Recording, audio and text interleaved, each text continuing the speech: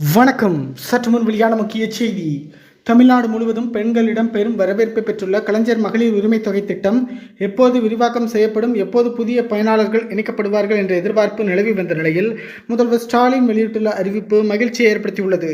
இந்த நிலையில் இதுவரை உரிமை தொகை பெற்றிடாத தகுதி வாய்ந்த பெண்களுக்கு எப்போது வாய்ப்பு வழங்கப்படும், விண்ணப்ப பதிவு முகாம் எப்போது நடைபெறும் என்ற எதிர்பார்ப்பு நிலவியது. நிதித்துறை அமைச்சர் தங்கம் தென்னரசு, துணை முதல்வர், சிறப்பு திட்ட செயலாக்கத்துறை அமைச்சருமான உதயநிதி ஸ்டாலின் ஆகியோர் 3 மாதங்களில் அறிவிப்பு வெளியாகும் என்று நம்பிக்கை தெரிவித்திருந்தனர் ஏற்கனவே. இந்நிலையில் புதிதாக விண்ணப்பிக்க ஜூன் முதல் வாய்ப்புகள் வழங்கப்படும் அப்படின்னு சொல்லப்பட்டிருக்கு சட்டசபையில். இது தொடர்பாக தூத்துக்குடியில் செய்தியாளர்களிடம் பேசிய சமூக நலம் மற்றும் மகளிர் உரிமைத்துறை அமைச்சர் கீதா ஜீவன், வரும் ஜூன் 4ஆம் தேதி மக்களுடன் முதல்வர் என்ற முகாம்களில் விடுபட்டவர்கள் முறையான ஆவணங்களுடன் விண்ணப்பித்தால் தொகுதியின் அடிப்படையில் மகளிர் உரிமை தொகை விரைவில் வழங்கப்படும். மொத்தம் 90,000 முகாம்கள் தமிழகம் முழுவதும் நடைபெற இருக்கிறது.